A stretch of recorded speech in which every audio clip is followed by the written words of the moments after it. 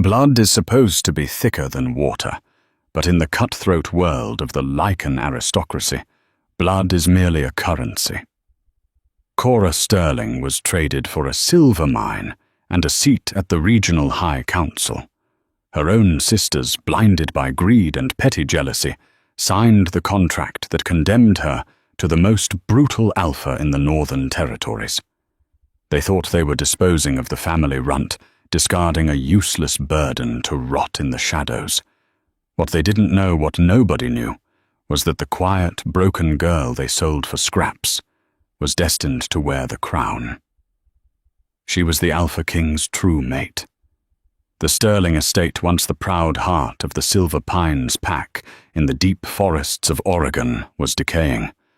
The grand mahogany walls were peeling, the pack's treasury was entirely depleted, and Alpha Silas Sterling was a shadow of the man he used to be. A lingering illness had stripped him of his authority, leaving the true power of the pack in the manicured, ruthless hands of his two eldest daughters, Beatrice and Fiona. Beatrice, a towering woman with ice-blonde hair and a heart colder than a winter storm, paced the length of the study. Fiona, her younger but equally venomous counterpart, sat on the edge of their father's desk, filing her nails with an air of profound boredom. "The debt is due," Father Beatrice stated, her voice slicing through the heavy, dust-filled air of the room. "Alpha Dominic Blackwood has sent his final warning. By midnight tomorrow he will either have his 2 million in restitution for the border skirmishes, or he will march his enforcers across our southern ridge and slaughter our remaining warriors." Silas coughed weakly into a linen handkerchief, his chest rattling. "We cannot pay him, Beatrice. You know the accounts are empty. We will have to surrender the eastern logging territories and lose our only remaining source of income."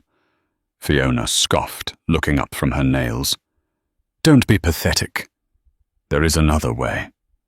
Dominic doesn't just want land. He wants submission. He wants a trophy to prove he brought the noble Sterlings to heel." "What are you suggesting?" Silas asked, his voice trembling. Beatrice stopped pacing and exchanged a dark, knowing look with Fiona. "We give him Cora." Outside the heavy oak doors of the study, 20-year-old Cora Sterling froze. She had been carrying a tray of bitter herbal tea for her father, her worn cotton dress practically swallowing her fragile frame. Cora was the anomaly of the Sterling bloodline. At 20, she still had not shifted into her wolf. Her sisters relentlessly mocked her, labeling her a defect, an omega born into an alpha's house. They treated her worse than the hired help, forcing her to scrub floors and serve their meals while they paraded around in designer gowns bought on credit. Cora. Silas rasped, genuine shock breaking through his lethargy. "Your own sister. She is a Sterling. She is blood. She is a leech," Beatrice snapped, slamming her hands down on the desk. "She hasn't shifted. She smells like a human, acts like a human, and brings nothing but shame to this family." Blackwood sent a secondary term in his letter. "If we cannot provide the gold, he will accept a Sterling daughter as a collateral servant, an indentured omega for his pack." He meant Fiona or me, obviously, to force a political marriage. But the contract only specifies a daughter of the Sterling bloodline. "He will kill her," Silas whispered, closing his eyes. "Dominic Blackwood is a monster. His pack, the Iron Fangs, is a slaughterhouse. Better her than us," Fiona chimed in, hopping off the desk. "Think about it, Father. If we send Cora, the debt is cleared. The Silver Pines pack survives. Beatrice and I can secure proper mates from wealthy packs in California, and we can rebuild. If you don't do this, Blackwood will kill us all anyway. What is the life of one defective girl against the survival of the entire pack? Behind the door, a tear slipped down Cora's cheek, splashing silently onto the wooden tray. She waited for her father to fight for her.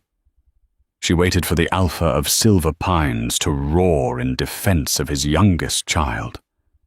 Instead, there was only a long, agonizing silence.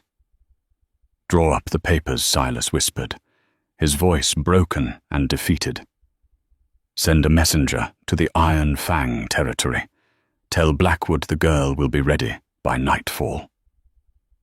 Cora didn't scream. She didn't burst into the room to beg. Years of emotional abuse had taught her that pleading with her family was like screaming into a void. Numbly, she set the tray down on a side table and turned, fleeing down the grand staircase toward the servants' quarters. She needed to pack. She needed to run. But Beatrice was always one step ahead. By the time Cora reached her small room in the attic, the heavy tread of combat boots echoed on the stairs. 3 burly enforcers from the Sterling Guard men who had known Cora since she was a baby stood in her doorway. Their faces were hard stripped of any pity. "Sorry, Miss Cora," the lead enforcer, a scarred wolf named Harrison, muttered. "Orders from Beatrice. You're to be escorted to the extraction point immediately." "Please, Harrison," Cora whispered, backing away until her spine hit the cold glass of her single window. "You know what Blackwood does to his captives. You can't let them do this to me." Harrison looked away, signaling the other 2 men. They grabbed Cora by the arms, dragging her kicking and struggling from the room. She was dragged out the back door of the estate, the harsh gravel tearing at her bare feet. Standing by a convoy of black-armored SUVs were her sisters.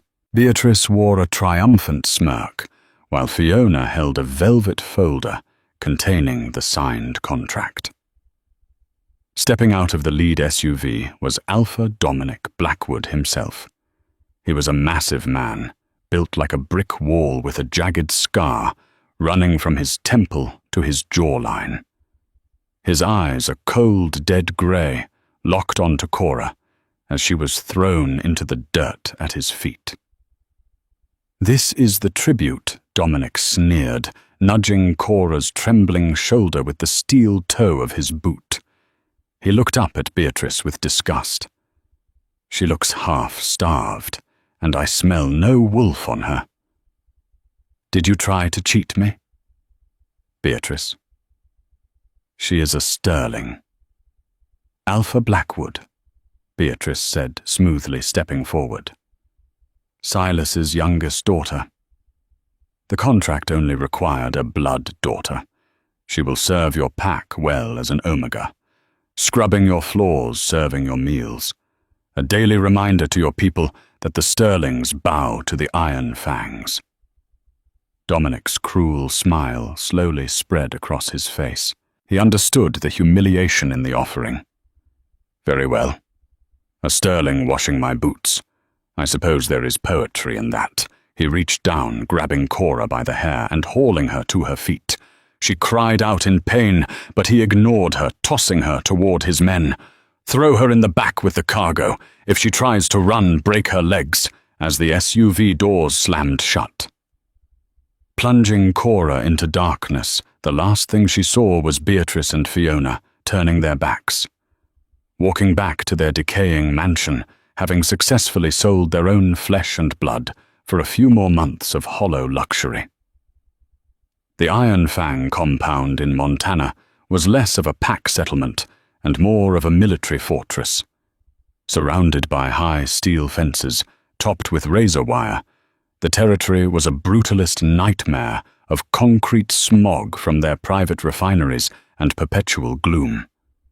For the next 8 months, this was Cora's hell. Dominic Blackwood did not waste time breaking her. Upon arrival, she was stripped of her family name and given a coarse, scratchy grey uniform reserved for the lowest-ranking Omegas. She was handed over to Greta, a vicious older woman who served as the head of the domestic staff.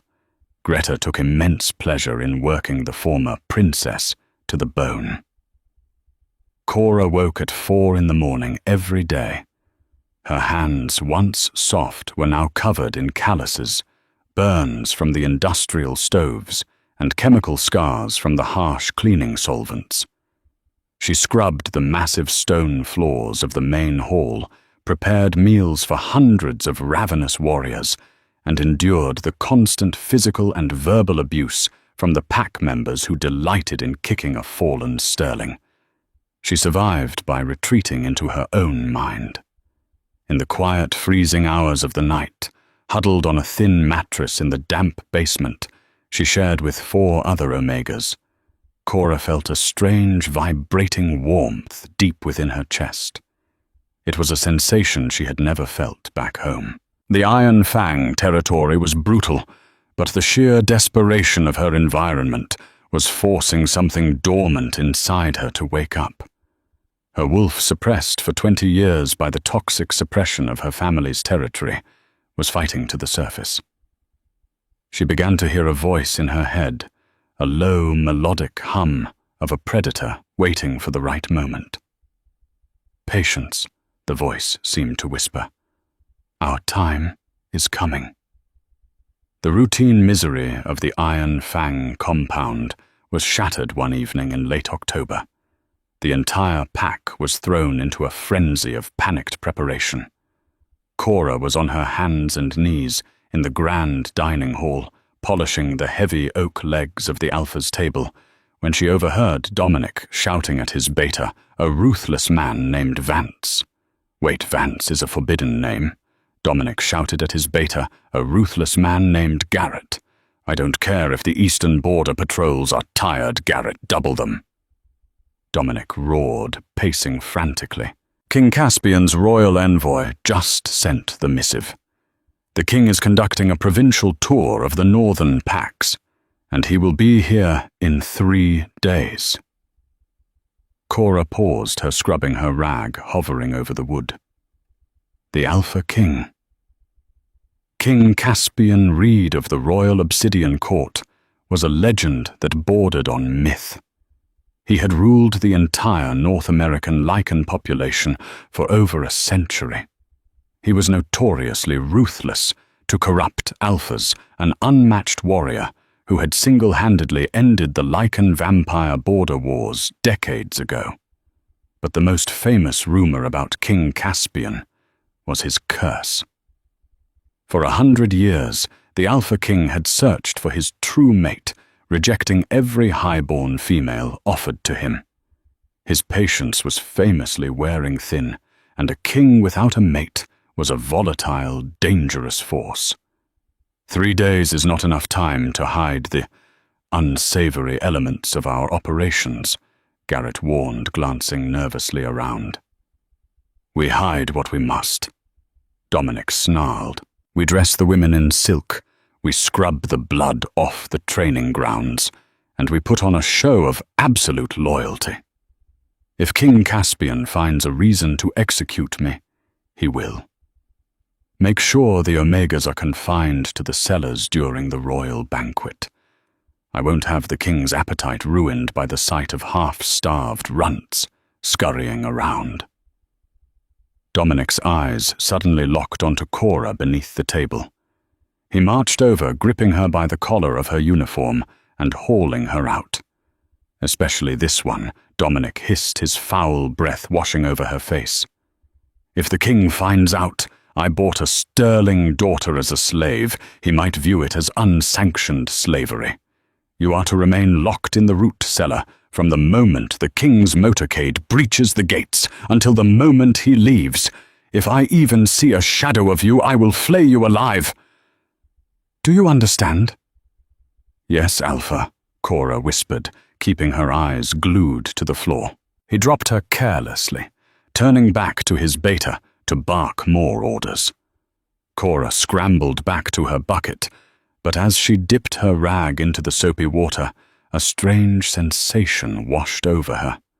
her skin flushed with sudden intense heat. A sharp pain spiked at the base of her spine. Her 21st birthday was exactly 3 days away. The age when a lichen's scent fully matures, unlocking their true mate bond to the world. For the next 2 days, the Iron Fang compound was a whirlwind of frantic cleaning and preparation. Cora was worked to the point of exhaustion, tasked with hauling heavy crates of wine and meat from the storage units. As the hours ticked down to the king's arrival, the burning sensation inside Cora grew unbearable. She felt feverish. Her vision would occasionally blur, shifting from human sight to the sharper high-contrast vision of a wolf. "He is coming." The voice in her mind echoed stronger now. It wasn't just the voice of her wolf anymore. It felt like a pull, a magnetic drag in her very blood, pointing toward the southern road. On the afternoon of the 3rd day, the air in the territory changed. The perpetual smog seemed to clear, pushed away by a heavy, suffocating pressure that rolled over the mountains. It was the oppressive, commanding aura of the Alpha King. The pressure forced lower-ranking wolves to their knees, gasping for breath. Greta found Cora leaning against the kitchen wall, sweating through her uniform. "Get down below!" Greta hissed, shoving Cora violently toward the heavy iron door that led to the subterranean root cellars. "The king's motorcade is at the gates. If you ruin this for us, I'll kill you myself." Cora didn't have the strength to fight. She stumbled down the stone steps into the pitch-black cellar. The heavy iron door slammed shut above her, followed by the definitive clack of a heavy padlock. She was plunged into darkness, shivering in the freezing, damp air, surrounded by crates of rotting potatoes and cured meats. She curled into a ball on the dirt floor as the agonizing pain of her impending shift tore through her muscles. She was going to shift for the first time alone in the dark, trapped in a cage. Above her, the muffled, heavy thud of tires and the roaring cheers of the Iron Fang pack signaled the arrival of the king. King Caspian Reed stepped out of his armored Bentley, and the entire courtyard of the Iron Fang compound fell utterly silent. Even the wind seemed to hold its breath. Caspian was a devastatingly handsome man, standing at 6'4", with broad, commanding shoulders and hair the color of midnight. His eyes, a piercing, unnatural shade of violet, swept over the kneeling pack with bored indifference. He wore a tailored black suit that did little to hide the lethal, coiled energy of his physique. Beside him stood his beta and closest friend, Gideon, who surveyed the perimeter with tactical precision. Alpha Dominic Blackwood. Caspian's voice was smooth deep and carried an inherent command that forced Dominic's forehead closer to the cobblestones. "Stand!" Dominic scrambled to his feet, pasting on a fawning smile that looked grotesque on his scarred face. "Your Majesty, it is the highest honor to welcome you to the Iron Fang territory. We have prepared our finest banquet and our most comfortable quarters for you and your men." Caspian didn't smile. He stepped forward, his boots clicking sharply against the stone. He inhaled deeply, his nose wrinkling slightly in distaste. "Your pack smells of fear and cheap iron, Dominic. Let us hope your banquet is more palatable than your hospitality." The royal tour of the compound was a tense, miserable affair for the Iron Fang Alpha. Caspian was brutally observant. He noticed the hastily concealed bloodstains near the training pits. He noted the terrified, bruised faces of the lower-ranking wolves that Dominic hadn't been quick enough to hide. Caspian said nothing, but his silence was far more terrifying than any threat. By the time the evening banquet commenced in the grand hall, Dominic was sweating profusely. He had seated Caspian at the head of the massive table, surrounded by the wealthiest and most beautiful females of the pack, including Dominic's own sister, a vain woman named Sylvia, who practically draped herself over the king's chair. Caspian sat rigidly, nursing a glass of dark red wine. He ignored Sylvia's cloying attempts at conversation. He was exhausted. 100 years of traveling, of searching faces, and inhaling the scents of millions of females, only to find nothing but empty disappointment. The emptiness in his chest had long ago calcified into a cold, hard rage. His inner wolf, a massive black beast of legend, was restless, clawing at his mind, demanding a mate that Caspian was beginning to believe did not exist. "Your Majesty," Sylvia purred, leaning close enough that her overpowering perfume assaulted his senses. "If the accommodations are not to your liking, I would be more than happy to show you my personal quarters. They are much warmer."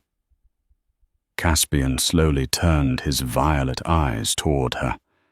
The temperature in the room seemed to plummet 10 degrees. Sylvia swallowed hard, instinctively shrinking back. "If you speak to me again," Caspian said softly, his voice a lethal purr, "I will have your tongue removed." Sylvia went pale and scrambled backward, nearly tipping her chair over. The grand hall fell dead silent. Dominic choked on his drink, his eyes wide with terror. Caspian stood up, suddenly feeling violently claustrophobic. He needed air. He needed to be away from these pathetic, sycophantic wolves.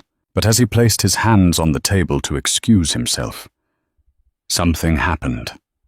A draught of cold air blew through the crack beneath the heavy wooden doors leading to the kitchens, and carried on that draught was a scent. Caspian froze. His heart, which had beaten at a steady, indifferent rhythm for a century, suddenly slammed against his ribs like a sledgehammer. It was faint, buried under the smell of roasted meat, cheap wine, and Sylvia's suffocating perfume, but it was there. The scent was intoxicating. It smelled of blooming golden Frisia wild honey and the crisp, clean scent of a mountain thunderstorm. It was the most exquisite thing he had ever encountered. His inner wolf, dormant and brooding a second ago, suddenly threw itself against the bars of his mind, roaring with a ferocity that made Caspian's eyes flash brilliant, glowing purple. "Eat." The word echoed in his skull, vibrating through his very bones. Gideon, noticing the king's sudden rigidity and the glowing of his eyes, immediately stepped forward, his hand dropping to the hilt of the silver blade at his waist. "Caspian." "What is it?" Caspian didn't answer. He vaulted over the grand table, shattering plates and sending crystal goblets crashing to the floor. The Iron Fang pack members screamed and scattered, pressing themselves against the walls in sheer terror as the Alpha King stalked toward the kitchen doors. Dominic ran after him, his face ashen. "Your Majesty, please, the kitchens are filthy, you shouldn't." Caspian didn't even break stride.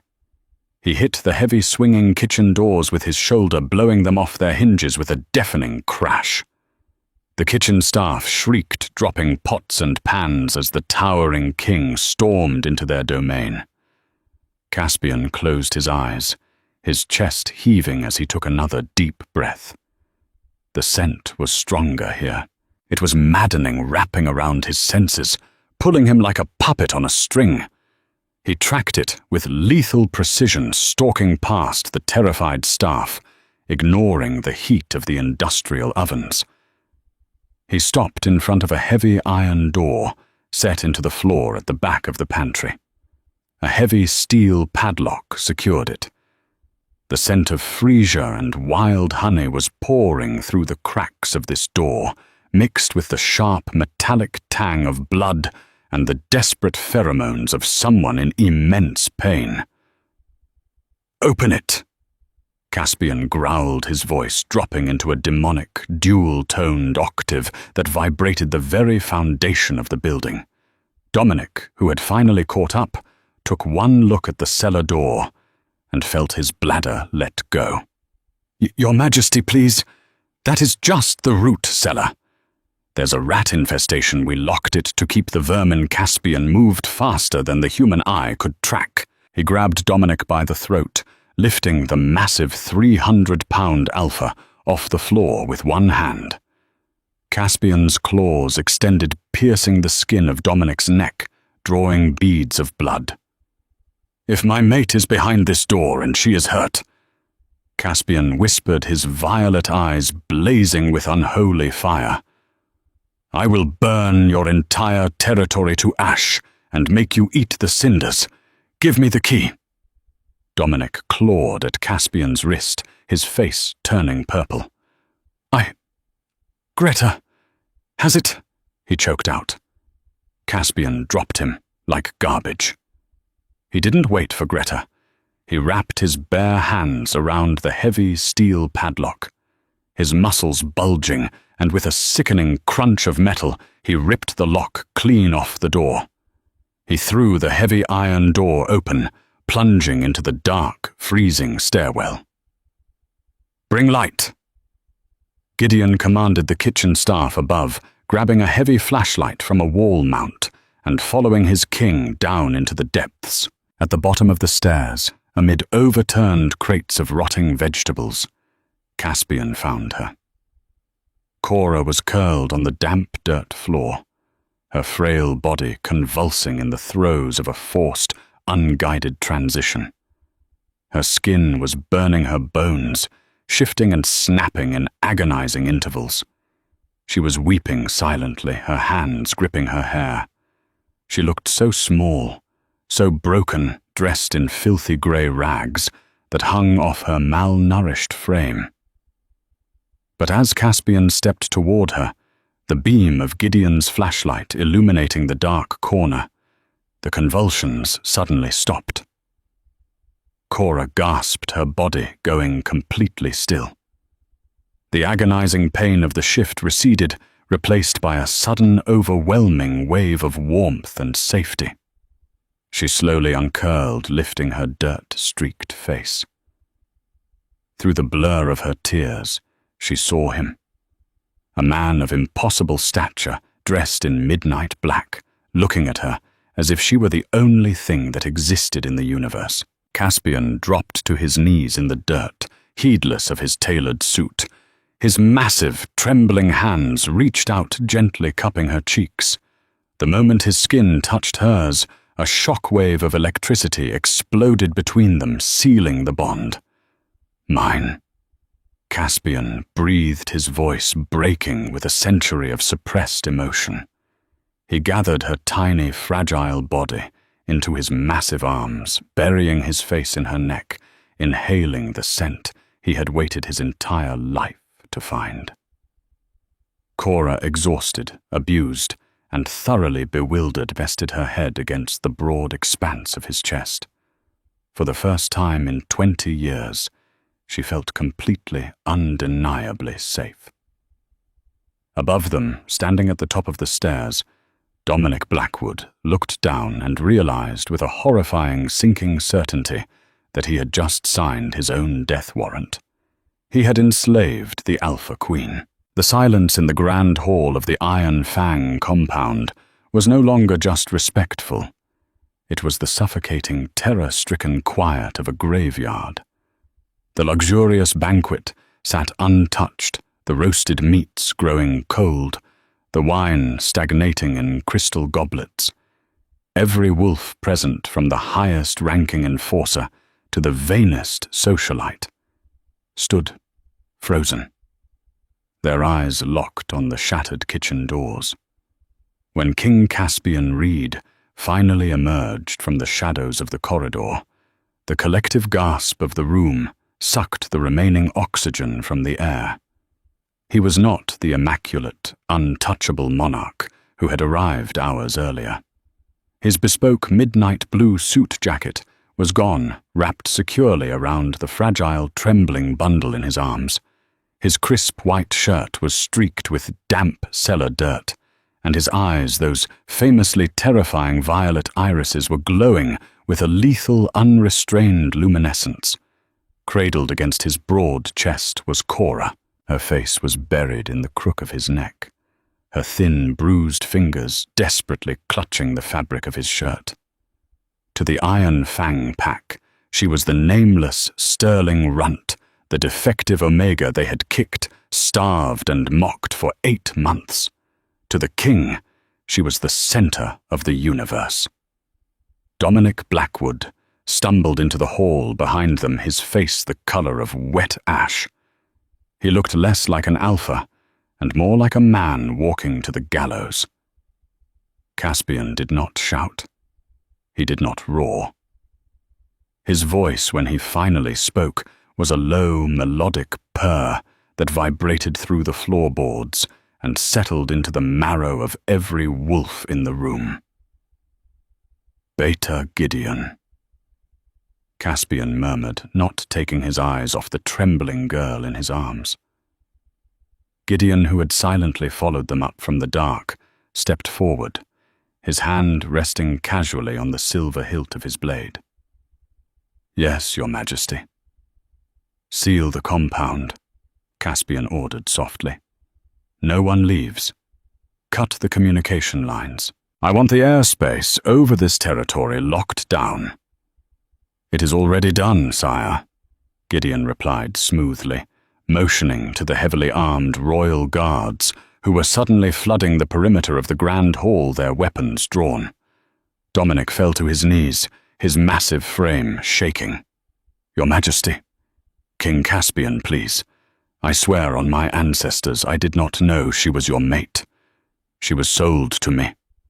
Her own family, the Sterlings of Oregon, sold her to settle a border debt. She is a defect, an unshifted." Caspian moved with blinding speed. He didn't drop Cora. He simply shifted his weight, and a concussive wave of pure alpha aura slammed into Dominic. The Iron Fang Alpha was thrown backward, crashing through a heavy oak table and sending splinters and silverware flying. Dominic screamed as the sheer atmospheric pressure of the King's dominance forced him flat against the stone floor, snapping his collarbone. Caspian slowly walked toward the broken man. Cora whimpered, pressing closer to him, terrified of the violence. Feeling her distress, Caspian instantly reined in his aura, his expression softening as he gently stroked her tangled hair. "Shh, little one. You are safe," he whispered against her temple. "No one in this room will ever lay a hand on you again." He turned his glowing eyes back to Dominic. "You chained my queen in a freezing, rat-infested cellar. You starved her. You worked her until her hands bled." "It was Greta," Dominic sobbed, pointing a trembling, bloody finger toward the kitchen staff huddled in the corner. "Greta oversaw the Omegas. She had the key." Greta, the vicious head of the domestic staff, let out a piercing shriek and tried to run toward the servants' exit. She didn't make it 3 steps before 2 royal guards tackled her to the ground, binding her wrists with heavy silver cuffs. Caspian looked down at Dominic with absolute freezing disgust. "A true alpha takes responsibility for his territory. You blame your subordinates for the rot in your own house. You are a coward, Dominic Blackwood." Caspian raised his free hand, addressing the terrified pack. "Hear the judgment of the Obsidian Crown. As of this moment, the Iron Fang pack is dissolved. Dominic Blackwood is stripped of his title, his lands and his wealth. He is declared a rogue and will be transported to the subterranean prison at Blackgate to await execution for high treason." A wail went up from Dominic's sister Sylvia, but a sharp glare from Gideon silenced her instantly. Furthermore, Caspian continued, his voice ringing like a funeral bell, this territory is now under royal occupation. Any wolf who participated in the abuse of my mate will be subjected to the crown's justice. Gideon, tear this place apart. Find the contract Dominic spoke of. I want to see exactly whose signatures sold my mate into slavery. Yes, Your Majesty. Gideon bowed. Caspian turned away from the wreckage of the Iron Fang leadership. He looked down at Cora, who had finally exhausted her tears and was slipping into unconsciousness. Her body completely depleted from the interrupted transition and the sudden release of adrenaline. We are leaving, Caspian announced, his tone brooking no argument. He carried her out of the grand hall, stepping over the threshold of her hell and into the cool, crisp mountain air of the courtyard. Within minutes, the heavy thwack-thwack of a military-grade Sikorsky helicopter echoed through the valley. Caspian boarded with Cora securely in his arms, refusing to let even the royal medics touch her yet. As the helicopter lifted off, banking south toward the sanctuary of the Royal Obsidian Court in Colorado, Caspian looked down at the shrinking Iron Fang compound. The immediate threat was neutralized, but a colder, darker rage was already brewing in his chest. Dominic was only the buyer. The true architects of Cora's misery were still out there living comfortably in the lush forests of Oregon. The Sterlings were going to learn a very painful lesson about the cost of selling their own blood. The Royal Obsidian Citadel was a marvel of modern architecture fused with ancient lichen tradition. Nestled in a heavily guarded private valley, deep within the San Juan Mountains near Telluride, Colorado, the estate was a fortress of glass, black marble, and warm timber overlooking a pristine alpine lake. Cora woke up 3 days later. She didn't open her eyes right away.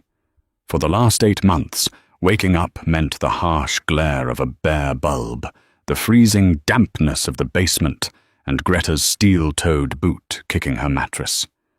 But this morning there was no freezing dampness. She was lying on a mattress, so soft it felt like a cloud enveloped in thick, downy comforters that smelled faintly of pine-rich parchment and that intoxicating scent of blooming freesia and wild honey. She cautiously opened one eye. The room was massive, bathed in the soft golden light of the morning sun streaming through floor-to-ceiling windows. A fire crackled gently in a massive stone hearth. You're awake. Cora flinched violently, scrambling backward until her spine hit the velvet headboard. She pulled the covers up to her chin, her heart hammering against her ribs like a trapped bird. Sitting in a leather armchair beside the bed was King Caspian. He had discarded his formal suits. He wore simple dark trousers and a charcoal Henley that clung to his heavily muscled frame. He looked tired with dark circles under his violet eyes, but the moment he saw her panic, he raised his hands slowly, palms open, showing he was unarmed. I apologize, Caspian said softly, keeping his voice carefully modulated to a gentle, non-threatening octave. I didn't mean to startle you. I am Caspian. Cora stared at him, her mind racing. She remembered the cellar, the agony of her bones shifting, the sudden overwhelming warmth when this giant of a man had pulled her from the dirt. You're the king. To the world, yes, Caspian replied, leaning forward slightly, resting his elbows on his knees. To you, I am simply your mate. Cora swallowed hard, her throat dry. That's impossible. I'm a defect. I'm an unshifted omega. The Alpha King doesn't mate with defective runts. My sisters told me. Her voice broke the ingrained trauma of her family's abuse bubbling to the surface. They said the moon goddess cursed me. A flash of absolute fury crossed Caspian's face, making Cora flinch again, but he quickly closed his eyes, taking a deep breath to calm his inner wolf. When he opened them, the anger was gone, replaced by a profound, heart-breaking tenderness. "Your sisters are fools," Caspian said, standing up slowly. He moved to a silver tray on a side table, pouring a glass of fresh water and bringing it to her. He didn't force her to take it. He simply set it on the nightstand within her reach. "You are not cursed, Cora. You are a late bloomer, yes, but not because you are weak. Dr. Croft. My chief medical officer examined you while you slept. The cleaning solvents you were forced to use at the Fang compound contained trace amounts of liquid silver, a cheap, cruel tactic used by rogue packs to suppress the wolves of their captive omegas." Cora stared at the glass of water, her mind struggling to process the information. "Silver poisoning." "Yes." Caspian nodded. "Combined with severe malnutrition and the psychological trauma inflicted by your family. Your wolf was buried deep fighting just to keep your human body alive. But she is there, Cora. I felt her. She is magnificent." Tears pricked Cora's eyes. For her entire life, she had been told she was nothing. A burden. A stain on the proud sterling name. Now the most powerful Lycan in the world was standing in front of her, looking at her with absolute reverence. "Why me?" she whispered, a tear slipping down her cheek. Caspian sat on the edge of the bed, carefully keeping a respectable distance so as not to crowd her. He reached out his large, warm fingers, gently wiping the tear from her face. The electric spark of the mate bond danced across their skin, sending a shiver down Cora's spine. "Because the moon goddess knew I needed a queen with a heart strong enough to survive the dark," he murmured. "And because she knew you needed a sanctuary. You will never scrub another floor, Cora. You will never be cold or hungry or frightened again. That is my vow to you." Over the next 2 weeks, the obsidian citadel transformed around its new queen. Caspian was infinitely patient. He didn't push her. He let her dictate the pace of their physical connection, content to simply sit with her by the fire, read to her in the massive library, or walk with her along the shores of the alpine lake. Under the care of Dr. Croft, and fueled by the nutrient-rich meals of the royal kitchens, Cora's frail body began to heal. The bruises faded. Her skin took on a healthy, luminous glow, and the hollows of her cheeks filled out. But the most profound change was happening inside her. Without the toxic environment of her old pack, and free from the silver exposure of the iron fangs, the dormant predator within her was waking up with a vengeance. It happened on the night of the full moon. Caspian and Cora were standing on the expansive balcony of their suite, looking out over the moonlit lake.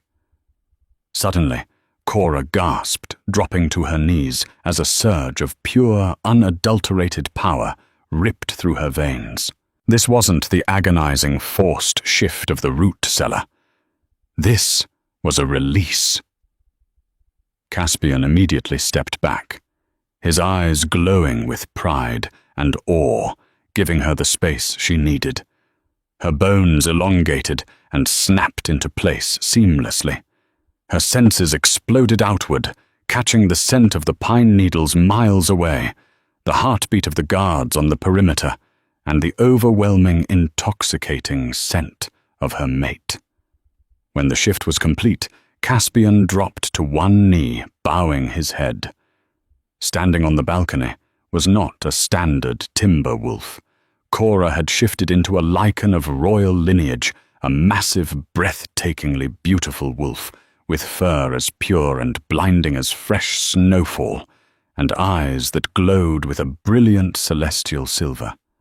She was taller than the average alpha, radiating an aura of ancient, serene power. A white wolf hadn't been seen in North America in over 3 centuries.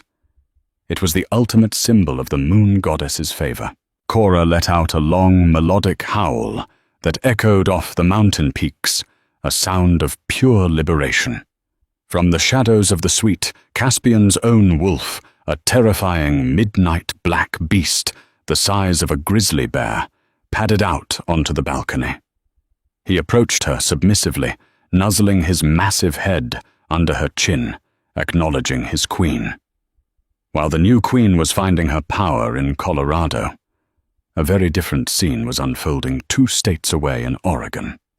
In the decaying manor of the Silver Pines pack, Beatrice Sterling ripped open an envelope bearing the heavy black wax seal of the Obsidian Court.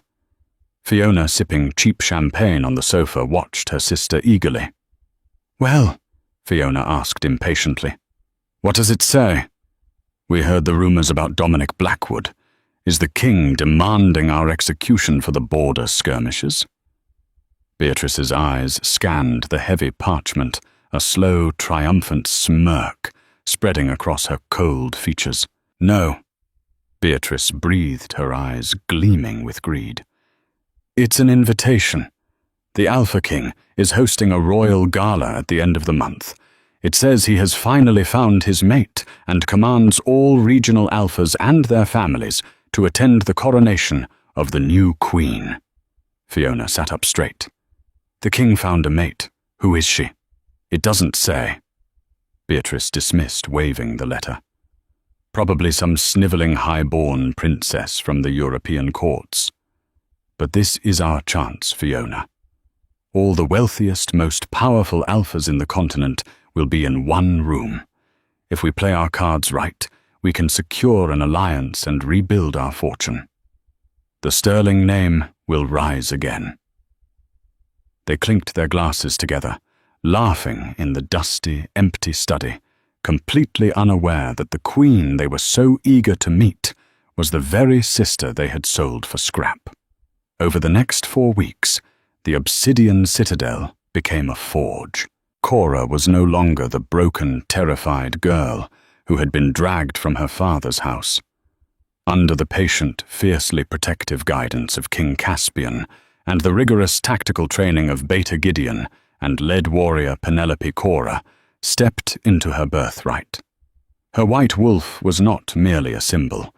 It was a physical manifestation of an ancient dominant bloodline that had lain dormant within the Sterling family for generations. Cora learned to harness her aura, a presence so serene yet overwhelmingly powerful that even the most hardened royal guards instinctively bared their necks when she walked past the training grounds. Caspian watched her transformation with a mix of awe and possessive pride.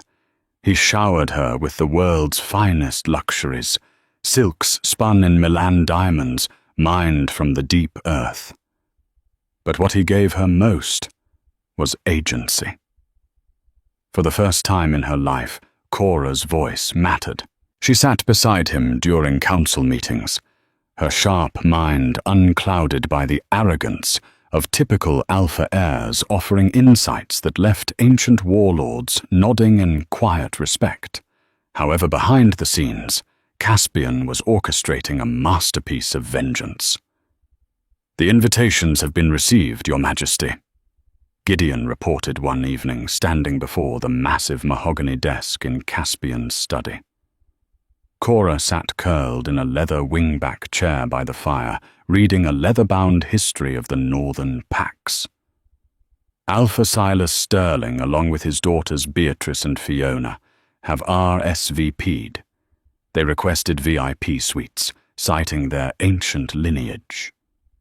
Caspian let out a dark, humorless chuckle, his violet eyes flashing. "Give them the suites in the West Wing. Let them gorge themselves on the illusion of grandeur. The higher the pedestal, Gideon, the more devastating the fall." Cora looked up from her book. A flicker of anxiety tightened her chest at the mention of her family, but her white wolf immediately flooded her veins with a calming, icy resolve. She was not the prey anymore. "Are you certain about this Caspian?" Cora asked softly, setting the book aside. "A public tribunal at the coronation gala. It will cause a massive scandal across the territories." Caspian crossed the room, kneeling beside her chair and taking her hands in his. He kissed her knuckles, his gaze burning with an intensity that took her breath away. "Scandal is exactly what I want, my queen. They did not just abuse a pack member. They sold the Alpha Queen into slavery. If I simply have my enforcers execute them in the woods of Oregon, they become martyrs. I want their reputation pulverized. I want their names erased from the high society they covet so desperately. They will be an example to every alpha in this continent." A week later, the royal coronation gala commenced. The obsidian citadel was transformed into a breathtaking spectacle of power and wealth. Thousands of candles floated above the grand ballroom, illuminating the black marble floors and the cascading waterfalls that bordered the dance floor. Alphas, betas, and high-ranking dignitaries from across North America arrived in fleets of luxury vehicles, dripping in jewels and political ambition. Among them were the Sterlings. Beatrice wore a plunging emerald-green gown, purchased entirely on a high-interest loan she had taken out specifically for this event. Fiona was clad in crimson silk, her eyes darting greedily around the room, assessing the wealth of the unmated alphas present. Silas trailed behind them, looking frail and hollow, leaning heavily on a silver-tipped cane. "Stand up straight, father," Beatrice hissed, slapping his arm discreetly as they handed their coats to a liveried servant. "We are representing the Silver Pines. Do not look like a beggar in front of the High Council." Fiona grabbed 2 flutes of vintage champagne from a passing tray. "Did you see the Northern Warlords Councilman Alistair is here? If I can corner him near the terraces, I might be able to secure a courtship." "Focus, Fiona," Beatrice snapped. "We need to see the new queen first. We need to assess her political leanings. If she is young and naive, we can manipulate our way into the inner circle." The ballroom buzzed with electric anticipation. Rumors had been swirling for weeks about the king's new mate. Some said she was a fierce warrior from the European covens. Others whispered she was a descendant of the moon goddess herself. No one knew her name. No one had seen her face. At the stroke of midnight, a heavy, resonant gong echoed through the ballroom. The music abruptly stopped. The ambient chatter died instantly as the atmospheric pressure in the room shifted, growing heavy with the unmistakable, suffocating aura of the Alpha King. The crowd parted like the Red Sea as King Caspian Reed stepped onto the grand balcony overlooking the ballroom. He was a vision of lethal elegance, dressed in a tailored pitch-black military tunic adorned with the silver crest of the obsidian crown. The sheer power radiating from him forced every wolf on the main floor to bow their heads in submission. "Welcome!" Caspian's voice boomed, echoing off the vaulted ceilings without the need for a microphone. "For a century, the obsidian throne has lacked its second half. Tonight, the moon goddess has answered my patience. Tonight, I present to you the heart of my empire, the White Lichen, your Alpha Queen." A collective gasp rippled through the thousands of attendees. A White Lichen. The myth made flesh. From the shadows behind Caspian, she emerged. Cora stepped into the cascading light of the grand chandeliers. She was a breathtaking vision, draped in a custom gown of flowing white silk and silver thread that seemed to shimmer like liquid moonlight. A delicate crown of intertwined silver branches and diamonds rested in her raven hair. Yet it was not the exquisite dress that commanded the thousands of wolves in the room. It was her aura. Her spine was steel, her chin held high, and her eyes, once wide with terror, now glowed with the blinding celestial silver light of the white lichen. Down on the polished marble floor, Alpha Silas Sterling dropped his champagne flute. It shattered the sharp crack, echoing through the dead, silent ballroom. He staggered backward, clutching his chest. Beatrice and Fiona froze, the blood draining from their faces until they resembled corpses. Fiona's hands trembled so violently, she spilled her drink down her crimson dress. Up on the balcony, King Caspian's violet eyes locked onto the Sterling family with the lethal precision of a sniper. He extended his hand, leading his queen down the grand, sweeping staircase. As they descended, the crowd instinctively parted, leaving the three Sterlings completely isolated in the center of the floor. Alpha Silas. Caspian's voice was no longer welcoming. It was a blade of pure ice. I see you have recognized my mate. Silas dropped to his knees, tears streaming down his weathered face. Cora, my little girl, do not speak her name. Caspian snarled the dual-toned demonic timbre of his alpha voice, forcing Silas into a deep, agonizing bow. Beatrice, fueled by a desperate delusion, stepped forward and forced a trembling smile. Your Majesty, there is a misunderstanding. This is a joyous occasion. Our sister the Queen. We sent her away to learn discipline.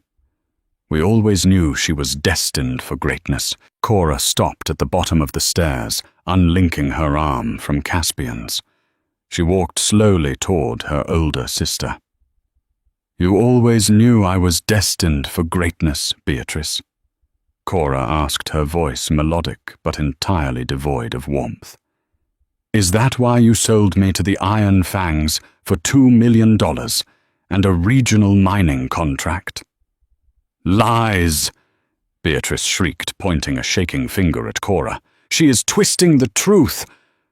Caspian smirked, a terrifying, cold expression, and snapped his fingers. The heavy oak doors of the ballroom swung open. Flanked by 4 heavily armed royal guards, a man was dragged into the light. He was wrapped in heavy silver chains, his face bruised and his arrogance entirely beaten out of him. It was Dominic Blackwood. Fiona let out a strangled sob, hiding behind her kneeling father. Former Alpha Blackwood, Caspian commanded. Tell the High Council exactly how you acquired your lowest-ranking Omega. Dominic fell to his knees, refusing to look at Cora. I bought her, he rasped. Silas owed me a debt.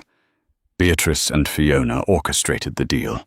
They signed a contract offering their youngest sister as an indentured servant to clear their ledger. Beta Gideon stepped forward, unrolling the heavy parchment for the entire room to see.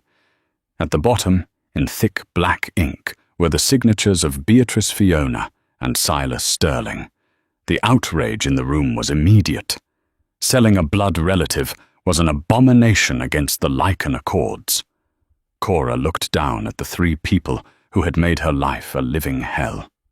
You built your luxury on my suffering, she stated, her silver eyes blazing. You thought because I couldn't fight back, I didn't matter. You were wrong. She turned to her father. You watched them drag me away. You let the rot in your house consume your own child. Forgive me, Silas choked out. The judgment is mine, Cora announced, her voice carrying the absolute authority of the Obsidian Crown. The Sterling name has been a poison. I strip you of your titles. Silas, Beatrice, and Fiona, you are no longer alphas. You are no longer nobility. The Silver Pines pack is hereby dissolved. Beatrice sobbed, clawing at the marble floor. No. Please, we have nothing. You have exactly what you gave me, Cora replied coldly. You are banished from the northern territories. You will live as rogues. If you are found within 500 miles of our borders, my guards will shoot on sight. Cora turned her back on them, the ultimate gesture of dismissal. She walked back up the stairs, placing her hand into Caspian's waiting palm. "Remove this trash from the Citadel," Gideon barked. The guards dragged the weeping, ruined family from the ballroom, their wails fading as the heavy iron doors slammed shut. The era of their cruelty was permanently over. Caspian pulled Cora close, looking out over the stunned, silent crowd. "Let this be known," he declared, his voice a thunderous vow. "The age of the weak suffering in silence is over. The white lichen has taken her throne, and anyone who preys upon the vulnerable will answer to the obsidian crown." The orchestra resumed a triumphant waltz. As Caspian spun Cora onto the dance floor, she rested her head against his chest, listening to the steady rhythm of his heart. She was no longer a captive. She was the queen, and her reign had just begun. The tale of Cora Sterling serves as a visceral reminder that the truest power often slumbers in the quietest souls. What began as a harrowing narrative of betrayal and survival transformed into an epic saga of divine retribution and unyielding love. Cora's journey from a discarded, abused Omega to the revered white lichen queen masterfully subverts the classic damsel in distress trope, emphasizing that true royalty is defined by resilience and mercy, not just bloodline. Her sisters, blinded by vanity and greed, orchestrated their own spectacular downfall, proving that karma in the lichen world is absolute and merciless. King Caspian's century-long wait culminated not just in finding a mate, but in finding an equal who would reshape the moral fabric of their society. In the end, the shadows that were meant to destroy Cora only served to sharpen her blinding light.